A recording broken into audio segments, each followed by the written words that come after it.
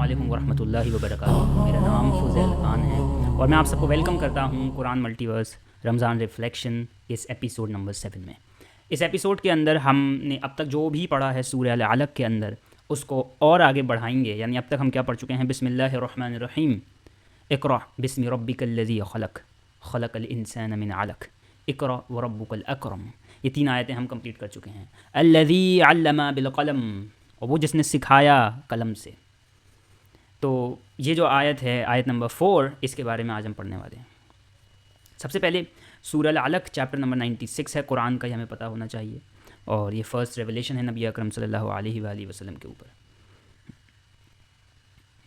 तीसरी चीज़, ये जो रेवलेशन है गार हिरा के अंदर नाज़िल हुई थी नबी पाक सल्लल्लाहु अलैहि वसल्लम पे, जिसकी डेट तकरीबन 610 CE बताई जाती है। अच्छा, अब इसको पढ़ने से पहले ये चीज़ समझनी ज़रूरी है जो मैं क्लियर करना चाहता हूँ कि जब अल्लाह सुब्हानहू व तआला कहते हैं कलम, तो कलम क्या है? इसके बहुत सारे मानी हो सकते हैं, लेकिन उलमा इकराम ने इसको 3 हिस्सों में तकसीम किया है, 3 हिस्सों में डिवाइड किया है। पहला हिस्सा उस कलम को कह सकते हैं कि जिससे डिवाइन डिक्री लिखी गई है, यानी जिससे लौहल महफूज के अंदर हर एक चीज़ लिख दी गई है। तो ये वो कलम भी हो सकता था एज़ पर द इंटरप्रिटेशन कि अल्लाह ने सिखाया कलम से। इसका मतलब जो कुछ लौहल महफूज में कलम ने लिख दिया है, अल्लाह सुब्हानहू व तआला ने उस कलम से इंसान को सिखाई चीज़ें। दूसरा कलम वो कलम हो सकता है कि जिस कलम से किरामन कातिबीन लिखते हैं हमारे नामाए आमाल को, क्योंकि एक्चुअली जो रोज़े आखिरत में हमारे हाथ में दिया जाएगा वो हमारा नामाए आमाल होगा, यानी वो कलेक्शन ऑफ डीड्स जो कि हमने दुनिया में की, चाहे वो सही हो चाहे गलत हो, राइट। बट कहीं ना कहीं ये दोनों ही इंटरप्रिटेशंस इस वाली आयत के साथ बैठती नहीं है फिट, क्योंकि जो नामाए आमल वाले कलम की बात की जा रही है, कहीं ना कहीं किरामन कातिबीन का जिक्र यहाँ पे नहीं हो रहा। और यहाँ पे अल्लाह सुब्हानहू व तआला डायरेक्ट कह रहे हैं इंसान को कि जिसने सिखाया कलम से। इसका मतलब ये हो सकता है कि कलम बज़ाते ख़ुद कोई अहम मखलूक नहीं है, कोई अहम शय नहीं है, कोई इम्पॉर्टेंट चीज़ नहीं है, लेकिन उसका इस्तेमाल क्योंकि खालिक कर रहा है तो अब कलम की इम्पोर्टेंस बढ़ गई है। यानी राइटिंग बज़ाते ख़ुद कुछ भी नहीं थी, लेकिन अल्लाह सुब्हानहू व तआला ने इंसान की सिफ़ात बयान करते हुए कहा कि हमने पहले तो पूरे आलम को, हर एक शय को और हर चीज़ को सिखाया कलम से। क्योंकि जब अल्लाह सुब्हानहू व तआला कह रहे हैं सूरत के अंदर कि अल्लज़ी अल्लमा बिल क़लम, और हमने सिखाया कलम से, तो यहाँ पे इंसान की बात नहीं कर रहे। लेकिन दूसरे ही आयत में अल्लाह सुब्हानहू व तआला कहते हैं कि अल्लमल इंसान मा लम यअलम, और सिखाया इंसान को जो वो नहीं जानता था।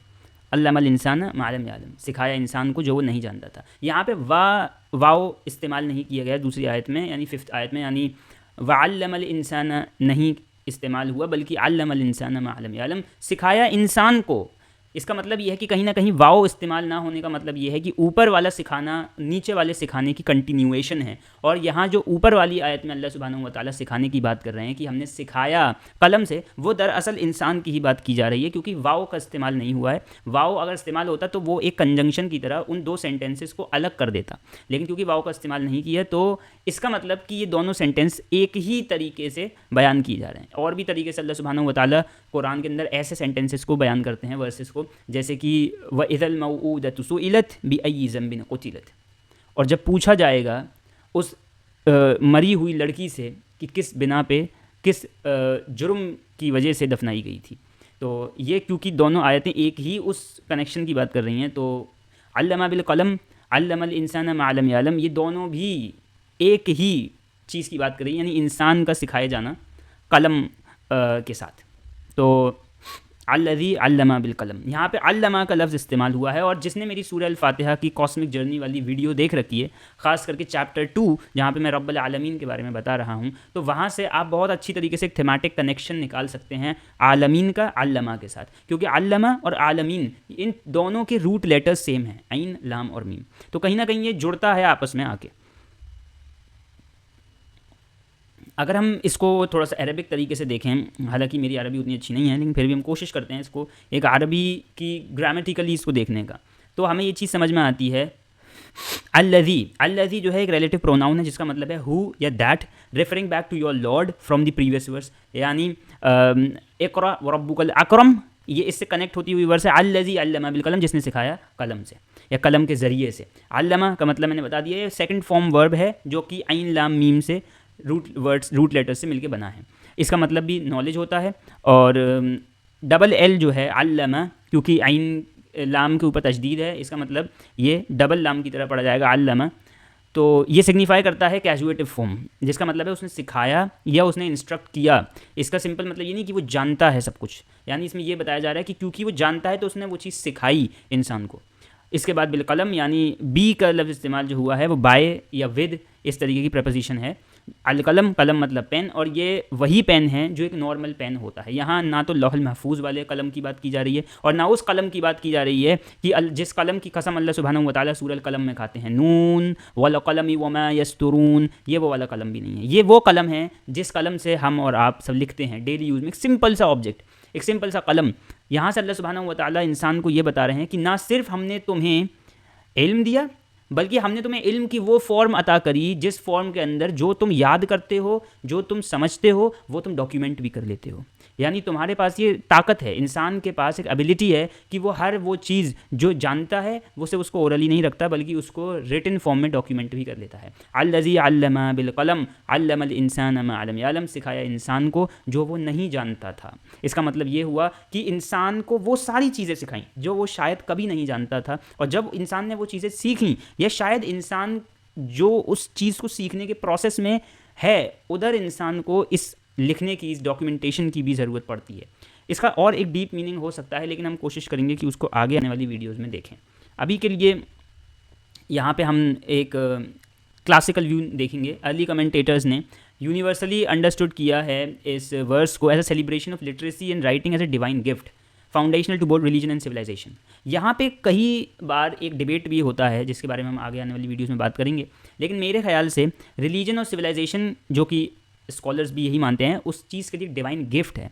इंसान के लिए लिखने से बड़ी ताकत कभी नहीं थी। लिखने ने इंसान को वो सब कुछ दिया है जो शायद इंसान की पूरी पूरी हिस्ट्रीज़ को बदल के रख देता है, क्योंकि लिखना ना सिर्फ इंसान को एक नैरेटिव देता है, एक पॉइंट ऑफ व्यू देता है, बल्कि लिखना इंसान की एक पूरी जनरेशन को ट्रेन करता है। ये चीज़ हम हिस्ट्री में देखते आ रहे हैं। Pen is not just a tool but a profound blessing from God that orders life and establish faith. The pen is the greatest blessing from Allah.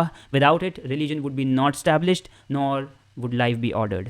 ठीक है, तो ये सारे स्कॉलर्स जो मेजर क्लासिकल स्कॉलर्स हैं, जिनकी तफसीर हैं, उनका भी यही मानना है। अच्छा, पेन जो है वो एक फाउंडेशन है सिविलाइजेशन और फेथ दोनों के लिए।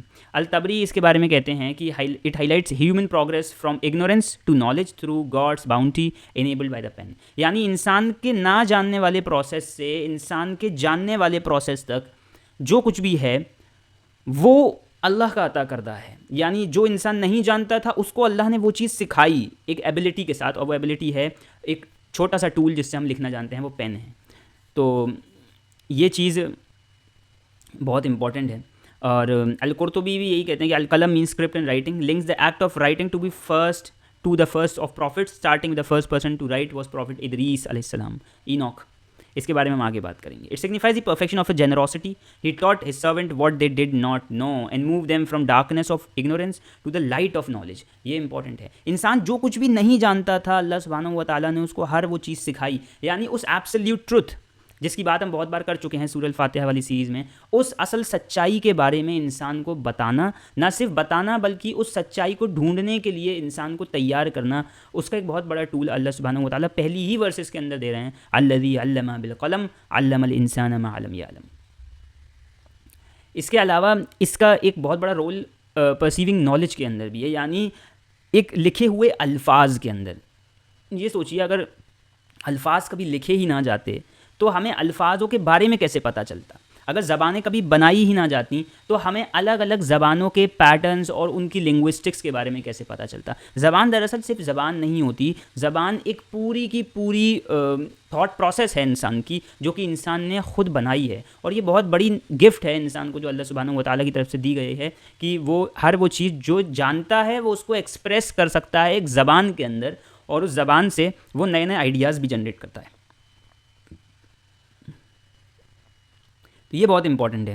Who taught by writing by the pen. They also connect this act to Prophet Idris as the first to write, demonstrating the breadth of scholarly consensus.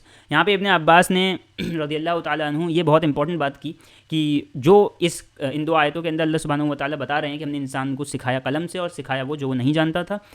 वो दरअसल सिखाने की शुरुआत अल्लाह सुब्हानहू व तआला ने इदरीस अलैहिस्सलाम से की। अब ये भी एक इंटरेस्टिंग डिबेट हो सकता है कि अगर प्रॉफिट इदरीस अलैहिस्सलातु वस्सलाम ने राइटिंग ईजाद की तो सुमेरियन सिविलाइजेशन ने भी तो राइटिंग फॉर्म जो है इन्वेंट की है, तो हम किसको सही माने, हिस्टोरिकली करेक्ट सुमेरियन सिविलाइजेशन की राइटिंग की फ़र्स्ट इन्वेंशन को, या इदरीस अलैहिस्सलाम जो कि उनसे कई हज़ार साल पहले आए थे उनकी फ़र्स्ट राइटिंग इन्वेंशन को। ये टॉपिक हम अपनी नेक्स्ट जो वीडियो है उसमें डिस्कस करने वाले हैं। सो बने रहिए हमारे साथ। और मे भी ऐसा हो सकता है कि सूरह अल आलक की सिर्फ और सिर्फ 9 वीडियोस बन पाएँ, 10 वीडियोस ना बन पाएँ, क्योंकि ये टॉपिक्स 5 आयतों तक ही सीमित हैं। हम इससे आगे नहीं जाना चाहते, क्योंकि ये 5 आयतें इंपॉर्टेंट हैं तरतीब नुज़ूल के एतबार से, यानी ऑर्डर ऑफ रेवलेशन के एतबार से। सो हम चाहते हैं कि फिफ्थ 5 आयतों को ही लेके चला जाए, और अगर यहाँ पे 9 वीडियोस कंप्लीट हो जाती हैं तो हम एक वीडियो में सूरह अल कलम का इंट्रोडक्शन लेंगे और फिर आगे की 10 वीडियो सूरह अल कलम को डेडिकेट करेंगे, क्योंकि सूरह अल कलम तो वैसे भी बहुत बड़ी सूरत है।